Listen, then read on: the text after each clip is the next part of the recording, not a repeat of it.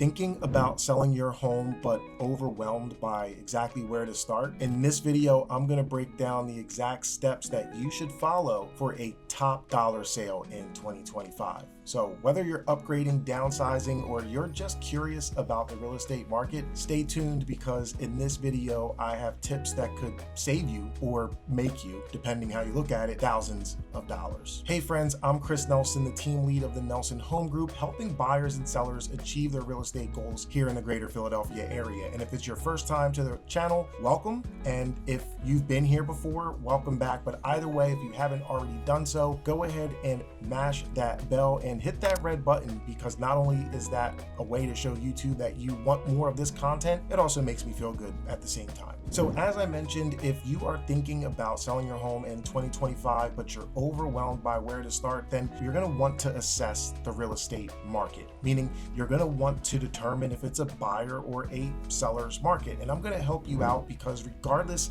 where you're at in this greater Philadelphia area, it is still very much a seller's market. So the first thing is already done. You already know that if you're thinking about selling your home in 2025 and you're near the Philadelphia area, it's a seller's market. But although it's a seller's market, you want to also realize that there is seasonality. And by seasonality, I mean that there's more activity in some seasons and there's less activity in other seasons. So historically, the spring market, summer market seems to be the busiest time. Now, you have to determine based on your current market conditions, meaning your hyper local market, does it make sense for you to wait for the spring, or does it make sense for you to put your house on the market now? My opinion, if this is something you're kicking around and you're going to explore, well, supply and demand is something to take into consideration. If we all know that the busiest time of the year is generally the spring and summer market, that means that more sellers, people like you, are going to list their home in the spring and summer, subsequently giving buyers more options. So if you want to have the upper hand when it comes to supply and demand, maybe listing your home now before the spring or after the summer would benefit you, simply because you may have less homes on the market, right? It's very simple, supply and demand. So now that you've gotten that out of the way, you understand when you're going to be putting your house on the market and why, the next thing you want to do is declutter. And by declutter, I really mean get rid of some things. And if you don't want to get rid of things, consider getting a storage unit. I've had clients empty their house out only to put the belongings in their garage or in their shed, or some of them even decided to put their belongings in the basement. And what happens is, although that's a great approach and better than not decluttering whatsoever, you're still taking up a lot of space in the house. And what we want to do is make your house feel like the people who are going to move there, the people buying that home, can grow into that home. So decluttering will not only make your home feel more welcoming, it will also give the impression to buyers that it's a home that they can grow into. And it's also a lot easier to get tasteful marketing, photos, and video when a home has less clutter. So declutter, get rid of your stuff. Take all of the photos off of the refrigerator, take as many of the irrelevant decorations, including some of your diplomas and trips, take all of those things off the wall now and empty those closets and get rid of all the shoes that are piled up behind the door. I think you know exactly where I'm going with declutter. And while you're at it, before you just move on to the next step, once you're done decluttering, this is the perfect time to clean up some of the areas that we don't clean up on a regular basis, right? So wipe down those windowsills, wipe down all the areas again that you just don't get to on a regular basis, because it's going to go a long way. And then you can move on to the next step. And by next step, I mean consider doing some repairs. All of the little repairs that you know are obvious. For example, I can't stand when I go into a home and we're walking around and next thing you know, the toilet starts to run. I mean, literally, it's a $15 to $20 repair if you do it on your own, maybe even less. But take into consideration doing those little repairs. If you have a kitchen sink or a bathroom sink that has a slow leak, take care of it. Not only is your home going to look better and be more attractive to a buyer, you're also going to save some money on your water bill, because obviously you're paying and have been paying for a leaky faucet.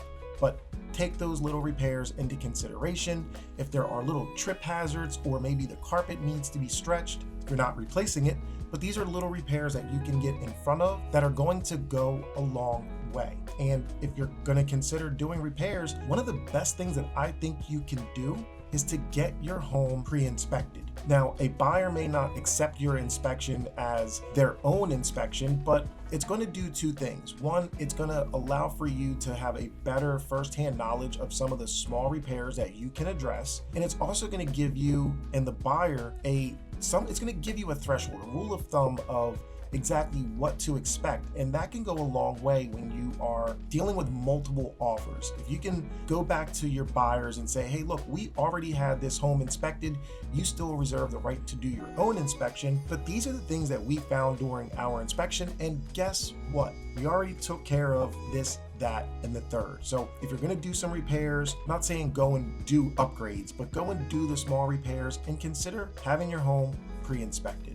And now that we spend some time in the house doing repairs, I'm also going to suggest spending some time outside of your home. Curb appeal goes a long way. As a matter of fact, buyers start to make a decision, or they start to make a determination on what they can expect as soon as they pull up to the property. A lot of times the marketing photos that they fell in love with, the photos that led them to set up a showing, a lot of times when they get to the house, there's an immediate disconnect. So one, make sure that your property looks just as good as the marketing photos do, but before the photos are even taken, spend some time outside weeding your garden or your flower beds.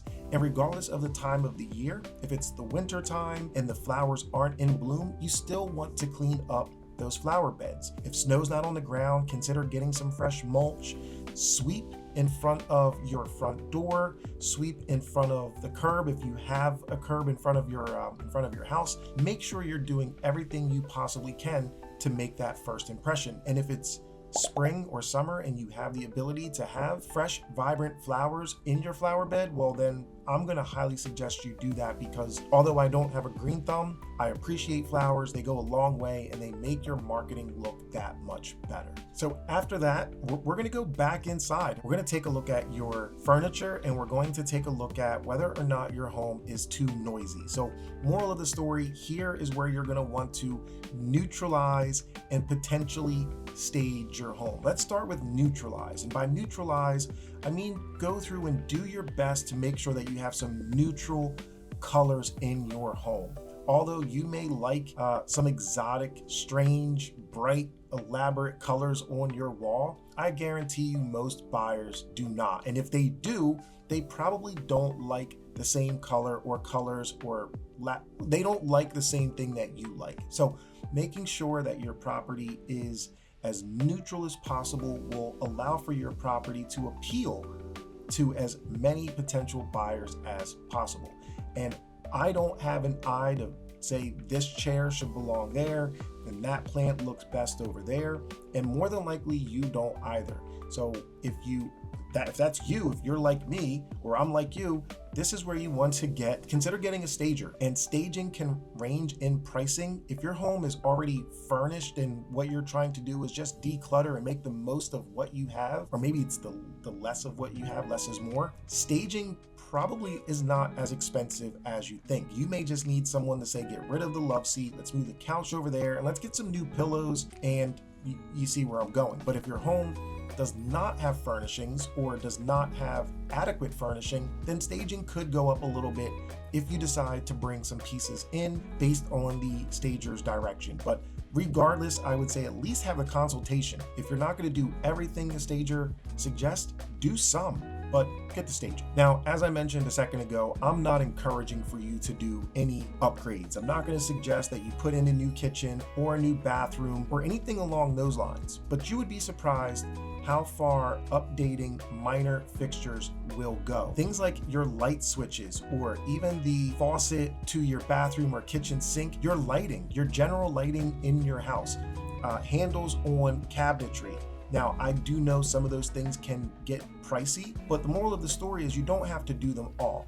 If you see something that is dated or not consistent, and by consistent, one thing that drives me crazy is when you do not have consistent lighting in your home. When I send the photographer to your home, generally they're gonna have the lights on, and you wanna have all of the lights in that room the same color. And if not the same color, at least as close as possible so that there's consistency. But same thing when a buyer goes into your bathroom and they flip the switch. One, if you have a white switch and a cream light switch cover, well, those two just don't go together very well. So making sure that they're consistent.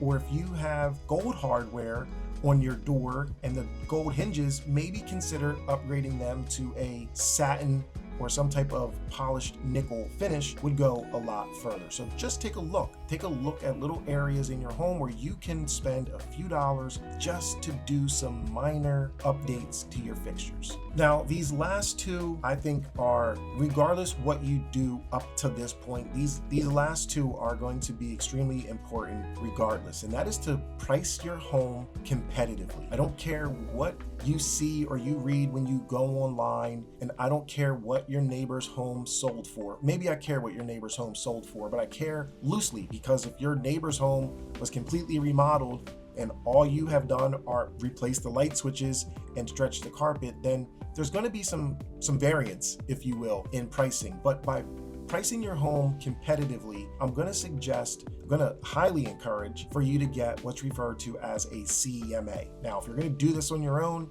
invite a realtor over, get their opinion on what your house is worth. And I'm not suggesting that you sell your home on your own because, well, for many reasons, but historically it's proven that selling your home by yourself or for sale by owner generally results a much lower net to the seller, even when you take into consideration a seller paying out some form of a commission. Stats everywhere for that. But you want to have a professional opinion, and more than one, possibly, especially if you have an atypical home or your home has a view that other homes don't offer. This is where you want to find out exactly what that is worth. So pricing your home competitively. It's also super important to market your home accordingly. We live in a time where information is readily available right at our fingertips in real time. And because we're so programmed to have this information in real time and in abundance, our attention span is like a gnat. So you have to be able, or you have to position your property where, one, it's going to stop someone from scrolling. It's going to get their attention and say,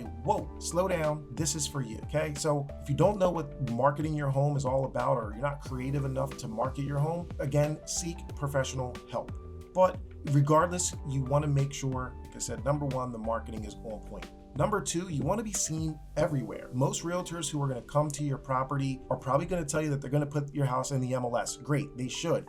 As a matter of fact, that's exactly what you want, but you don't want for them to stop there. And if you are selling your home on your own and you don't have access to the MLS, again, you want your home to be seen everywhere. And by everywhere, I mean every social media platform that exists. You want to be seen or have some digital footprint online. So get a domain, create a website. You can use very user-friendly websites to create a landing page that will help people know all about the things that your home has to offer. So once you've done all of the steps that I've listed previously to prepare your home for the market, just make sure once that's all said and done that you're pricing it competitively and that you are maximizing your exposure when it comes to marketing. And if you don't know how to do any of these things, or you want help doing these things, well, that's exactly where I come into the equation. Feel free to reach out. Let me know what I can do to help you, because I would love the opportunity, or at least a seat at the table, to let you know what I can do to market your home, to expose your home so that you sell